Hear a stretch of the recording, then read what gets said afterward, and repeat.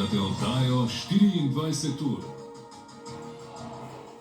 Kakšna bo prihodnost ultralahkih letal? Je prava smer tako imenovano trajnostno letalstvo, so to električna letala ali morda celo letala na vodikov pogon? To so vprašanja, ki si jih v Pipistrelu zastavljajo tudi leto dni potem, ko je podjetje prevzela multinacionalka Textron. V tem času so zaposlili dodatnih 100 ljudi, večina se jih ukvarja z razvojem. V Pipistrelu se namreč širijo tudi na druga področja.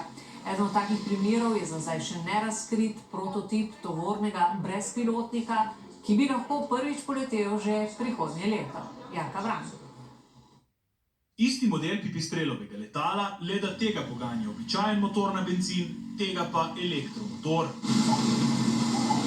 V katero smer obrniti krmilo, možnosti je še več, od tako imenovanega trajnostnega letalstva do pogona na vodik. Aviation, electric aviation or hydrogen is a difficult question to answer today.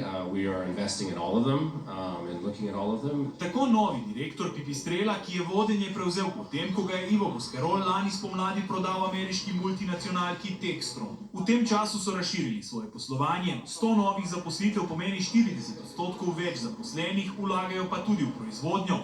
Tovarna v Italijanski Gorici, kjer sestavljajo letala, se bo kmalu povečala. Produciamo circa 200 aeroplani all'anno, quindi quasi un aeroplano al giorno lavorativo. Premalo, da bi šli v avtomatiziran proces proizvodnje, ta še vedno velja za butično. Veliko je ročnega dela, kljub številnim novim zaposlitvam, predvsem v razvoju, pa imajo tudi sami nekaj težav z iskanjem novega kadra. Predvsem s kakšno specifično, specifičnim delovnim mestom v razvoju, inženiringu, tudi, predvsem v proizvodnji. Medtem ko večajo proizvodnje prostore, pa večajo tudi nabor modelov. V Vipavi že nastaja nov brezpilotni tovorni letalnik, tega še ne razkrivajo, izgledal naj bi tako. This is a drone that's electric lifting and conventional powered forward flight.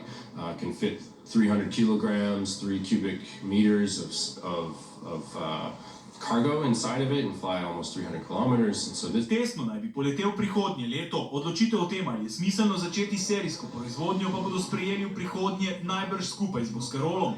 Ta namreč ostaja manjšinski lastnik podjetja, njegova vloga pa je predvsem svetovanje pri strateških odločitvah. No, danes pa začenja